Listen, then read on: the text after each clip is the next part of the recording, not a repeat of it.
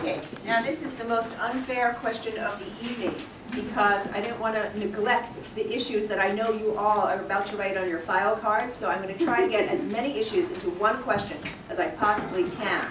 So for the candidates, I'm actually going to hand them the list of issues I'm about to ask them about so that they don't have to remember these. But here we go. In 3 minutes, this is their challenge. These are the topics that typically come up in our Brookline forums.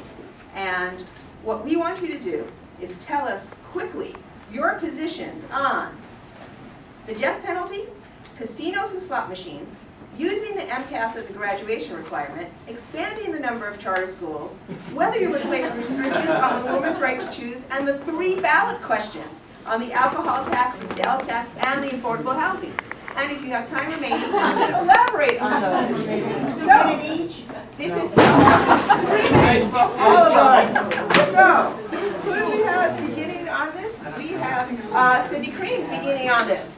Fast, don't blame me. The death penalty. I oppose the death penalty. I chaired the Criminal Justice Committee when we killed the death penalty. I oppose casinos and slot machines. I voted against casinos and slot machines.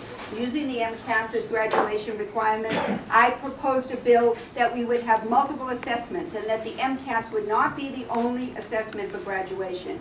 I oppose expanding the number of charter schools. I have a bill that we would keep track of what the statistics from charter schools. I would definitely not place a restriction on a woman's right to choose. I'm passionate about that.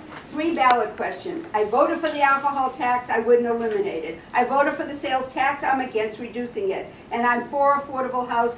I've been the first person in Newton to have a statute to set aside for developers for affordable housing. From that time till now, I've been a supporter of affordable housing, and I continue to support it. I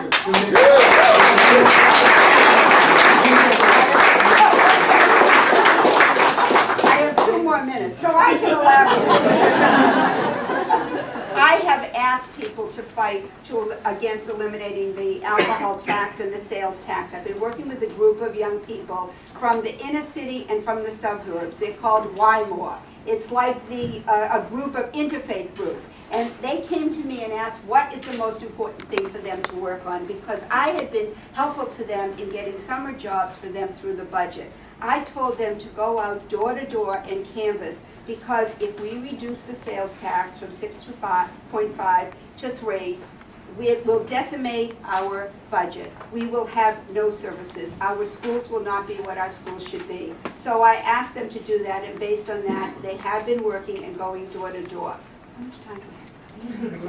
I have another minute. Okay. We have consistently voted to not expand the charter schools. Whether it hurts us here in Brookline or Newton or Wellesley, that isn't the point. It takes money from public education. By my being someone that has preserved local aid, I have a strong commitment to public education. My children went through the public system. I went to the Ruckle School, I went to Brookline High, and I'm proud of it. And I think that's what made me able to do the things I've done in life, by a good, strong public education. And a charter school, I believe, destroys that.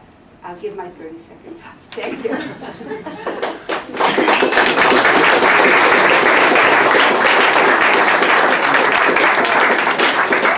All right, here we go. On the death penalty, I strongly oppose the death penalty. Casinos and slot machines, I believe casino gambling is bad economic development policy and bad social policy. I've been strongly against it from the beginning. I wish it hadn't occupied so much of the legislature's time, but nonetheless, I'm opposed to it, and I'm hopeful the legislature, if it does come back into session, will not bring this issue up again. Let's hope it's dead and gone.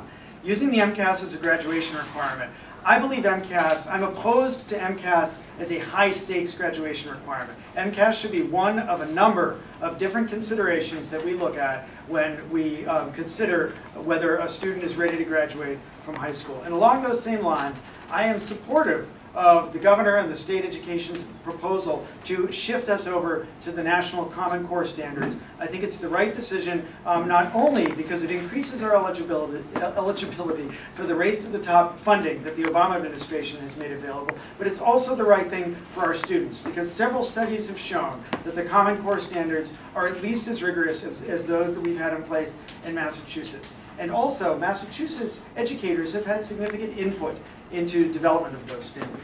Expanding the number of charter schools is something where Senator Cream and I diverge. I've always felt that charter schools are a good investment because they provide competition to our public schools, they foster innovation, they provide alternatives, and they're good for the system. So I've consistently been a supporter of controlled expansion of charter schools. I think the education bill that was passed in January was a good example of how we can do this in a thoughtful and impactful way and not have a negative impact on our public schools. I also went to public schools, and my children are in the public schools. I discussed earlier my strong commitment to the public schools. So this has nothing to do with commitment to public schools. It has to do with the best education policy for our state. I would not place restrictions on a woman's right to choose under any circumstances whatsoever. And on the 3 ballot questions, eliminating the alcohol tax, I am opposed to eliminating the alcohol tax. Reducing the sales tax from 6.25% to 3%. This is not the time to be reducing the revenues coming into the state. I am opposed to reducing the sales tax.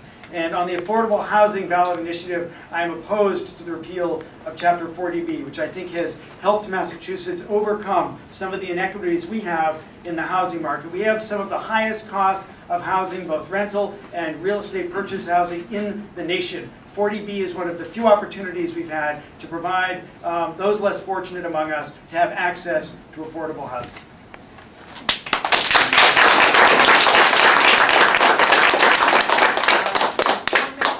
If you want to take, or we can just move into closing statements.